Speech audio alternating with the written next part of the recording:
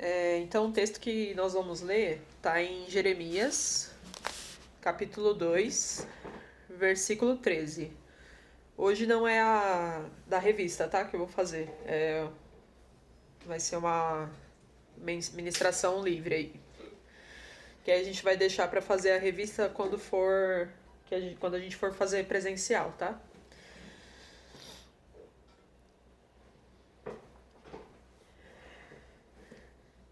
Então, Jeremias 2, versículo 13, fala assim: Pois o meu povo cometeu duas maldades.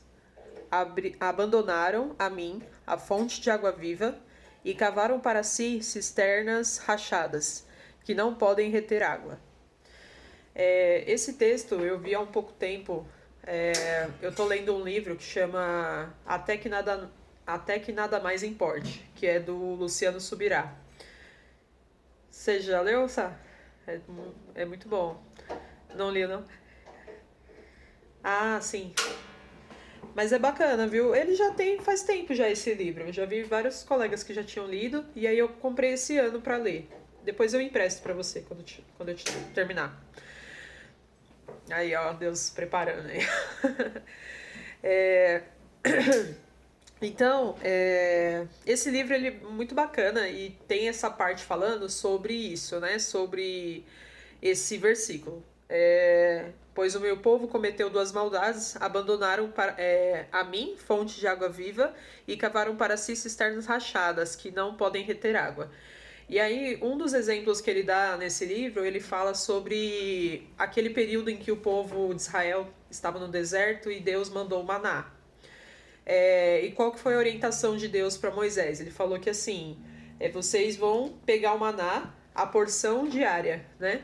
A quantidade necessária só para você se alimentar ali naquele dia. E todos os dias você vai ter que buscar essa quantidade, né? Só que no primeiro momento, o que, que aconteceu?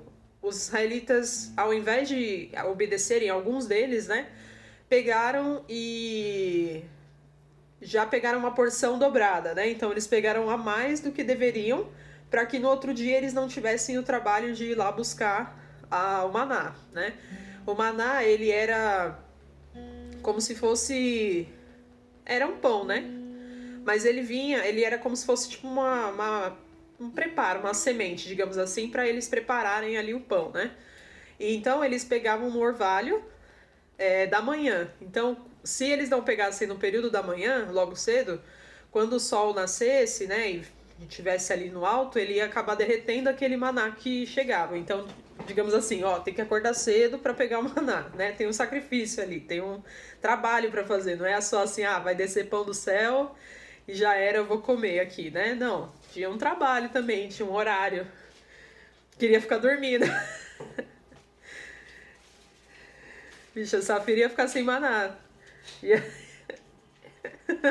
ia dormindo e ia ficar sem maná. Então, tinha esse cuidado, tinha esse sacrifício também, acordar cedo, ir lá buscar o maná, preparar, tudo mais. E aí, o que que alguns fizeram? Em vez deles irem buscar ali todos os dias, não. Alguns pegaram e falaram assim, eu não vou amanhã não, eu vou pegar bastante aqui, aí eu guardo e não vou precisar sair cedinho para pegar, né? Só que o que eles guardaram, aqueles que guardaram, no outro dia o maná amanheceu mofado, né? Não dava para comer, tava com mau cheiro. E aí o que que esse livro traz, né? Falando justamente sobre isso, que muitas vezes a gente não tem essa mesma percepção com o relacionamento com Deus. Às vezes a gente acha que buscar uma vez só já basta, né? Então no livro dá esse exemplo. Às vezes você vai no domingo só na igreja e você acha que só aquela busca naquele dia, né? A pessoa lá, o pastor pregando, né, falando a palavra já vai bastar para você guardar para toda semana do seu dia, né? A palavra que foi lançada ali para você. Então é isso, né? A gente montou para nós, abandonamos, né, a fonte de água viva, que é uma questão diária de busca, e muitas vezes criamos para nós cisternas rachadas. A cisterna é uma forma como se fosse uma fonte, né? Tipo um poço. Então a gente faz um poço ali, achando que vai guardar água daquilo tudo que o pastor ministrou no domingo.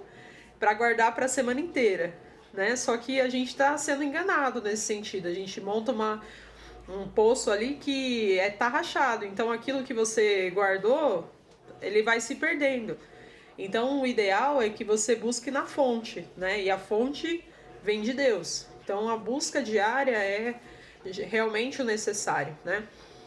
E aí a gente percebe que a humanidade criou para si também essas fontes aliás, essas cisternas rachadas, né? Esses poços quebrados, né? Então eu dei esse exemplo do cristão, que às vezes precisa ter essa noção da busca diária pelo Senhor, mas a humanidade também criou essas fontes, né? Esses poços aí rachados, porque a gente pensa que a humanidade ela abandonou o relacionamento com Deus. A gente percebe, né, essa situação no mundo hoje. As pessoas abandonaram ao Senhor o relacionamento com Deus porque não querem às vezes se submeter ao sacrifício e à obediência, né, do que é ser cristão real. Querem viver as suas vidas da forma que elas mesmas entendem, né?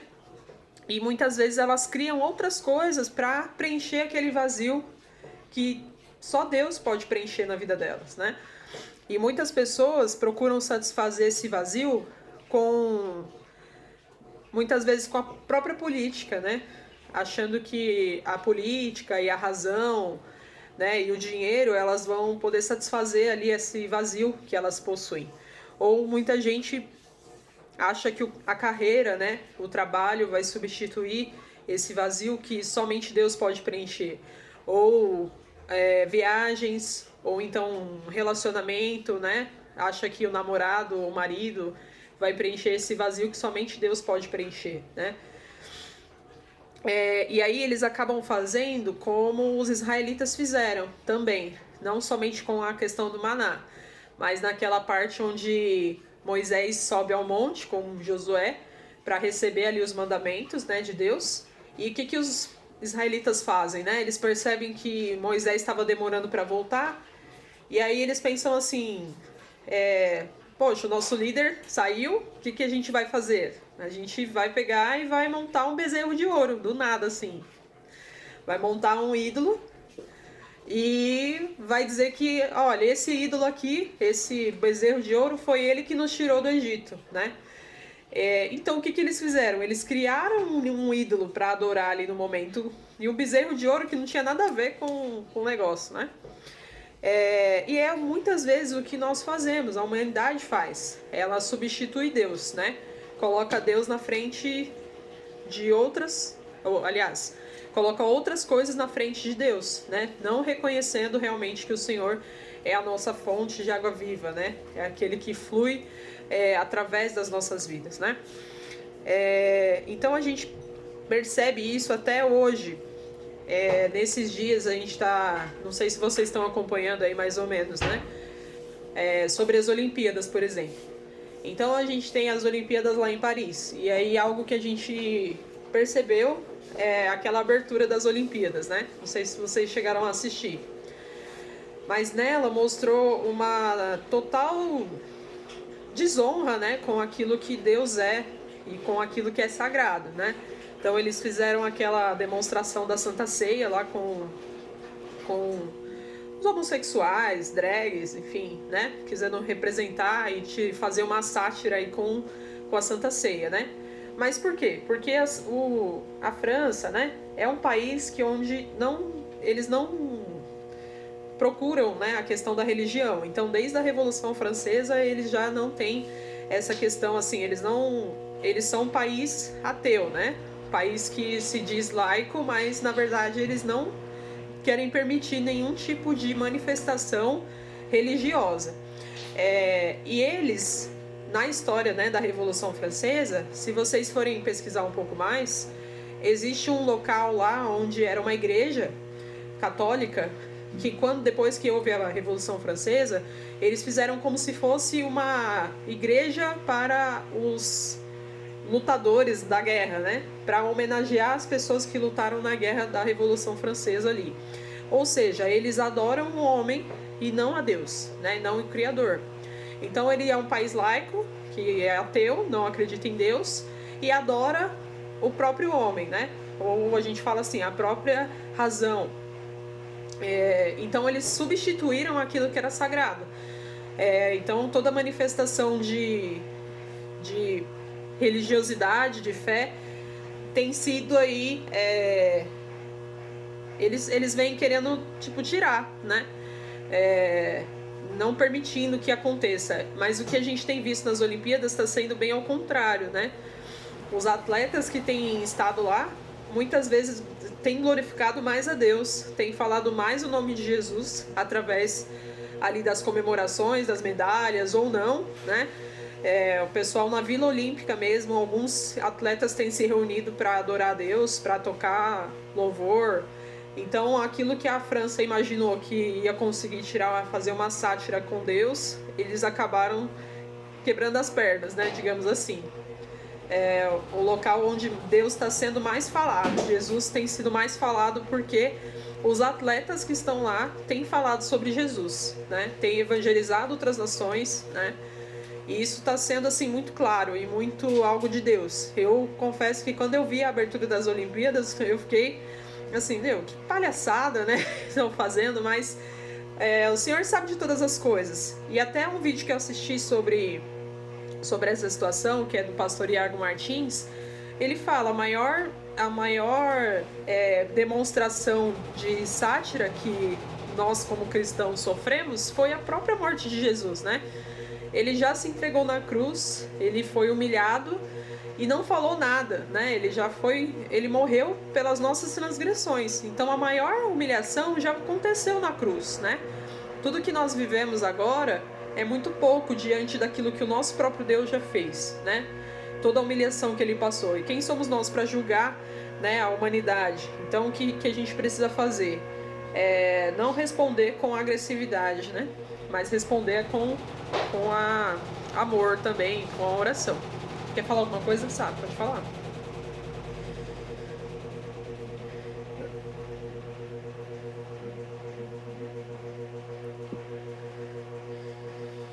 Aham.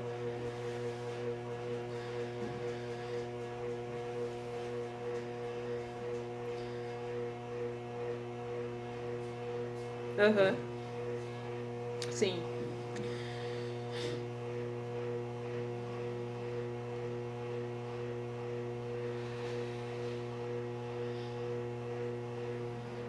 Uhum.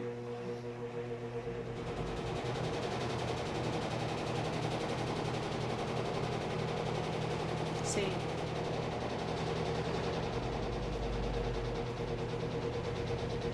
Aham.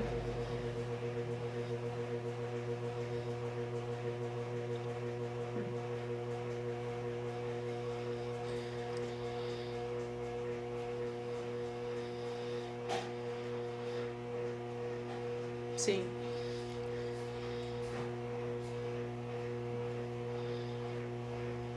Exatamente. Jesus não precisa que a gente defenda ele, né?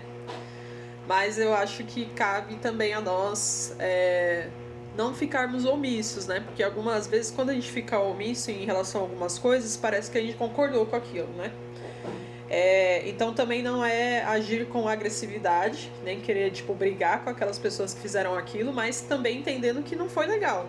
Porque muita gente que disse que não foi bom, às vezes nem era cristão, mas se achou assim, se ofendeu também com a situação, né? Até teve um pessoal falando assim, olha, por que eles não brincam com os muçulmanos, né? Porque os caras vão lá e jogam bomba, não tá nem aí, né?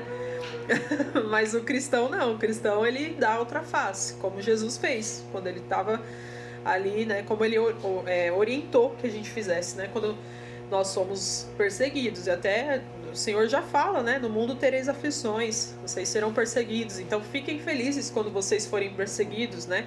Porque isso quer dizer que vocês realmente estão vivendo aquilo que é ser cristão de verdade. E nós... Oi? Exatamente. Feliz chorando, né? E é o que a gente tem que viver realmente, né? O Senhor... E aqui, assim, o que a gente aqui, como cristão no Brasil, vive é muito pouco diante daquilo que outras pessoas outros cristãos vivem em outros países, né? A gente aqui é considerado um país laico e que libera, né, todo tipo de religião.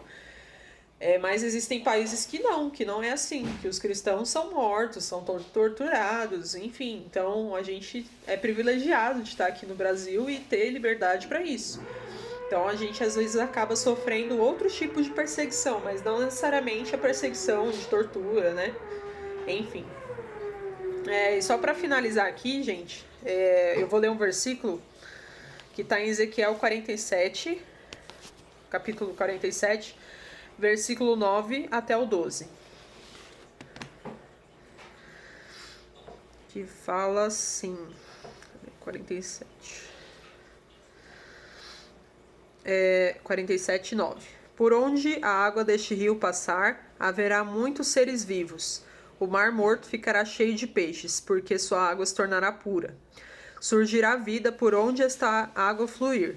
Pescadores ficarão às margens do mar morto, desde En-Gedi até En-Eglaim. As praias ficarão cobertas de redes, secando ao sol.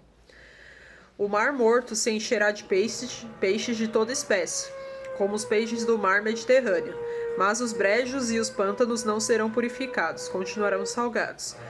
Em ambas as margens do rio crescerão árvores frutíferas de toda espécie. As folhas dessas árvores nunca secarão, nem cairão, e sempre haverá frutos em seus ramos. Produzirão uma nova colheita a cada mês, pois são regadas pela água do rio que nasce no templo. Seus frutos servirão de alimento e suas folhas de remédio. Então, a gente precisa entender que o nosso Deus é a fonte de água viva, né? Que nós precisamos buscar aí diariamente. E como fala aqui nessa palavra, por onde essa água fluir, haverá vida, né? Haverá transformação, haverá purificação. E principalmente essa parte aqui no final que fala: produzirão uma nova colheita a cada mês, pois são regadas pela água do rio que nasce no templo. Seus frutos servirão de alimento e suas folhas de remédio. Então a gente precisa entender que esse rio que flui da parte de Deus, ele produz em nós, né, essa necessidade diária de buscar essa água, né, beber dessa água do Senhor, e produz em nós essa questão de sermos como frutos, né? Servirão de frutos para outras pessoas. Então, aquilo que a gente é abastecido pelo Senhor, de palavra, de paz interior, de tranquilidade em Deus, de fé em Deus, todas essas coisas que fluem do Senhor para as nossas vidas, né? Se a gente for pensar em todos os frutos do Espírito Santo, né? Amor, paz, alegria, bondade, fidelidade, humildade, todas essas coisas, elas não podem ficar somente armazenadas em nós. Elas precisam ser como água que flui, né? E que alimenta outras coisas, outras vidas, outras pessoas. Então, isso precisa fluir de nós. Que nós possamos transbordar amor, né? Então, que esses frutos sirvam de alimento para outras pessoas e que as folhas em nós sirvam também de remédio para curar a vida de outras pessoas, né? Então, tem coisas que a gente vive que para nós às vezes parece, né, um sacrifício, uma dificuldade, e às vezes Deus quer nos ensinar para que a gente possa ajudar outras pessoas, né? Para que a gente seja ferido e as nossas feridas curem outras pessoas também, né? Então a gente precisa buscar essas águas aí todos os dias para que o Senhor nos leve a levar toda esse fluir dessas águas para outras vidas também. Amém? Então,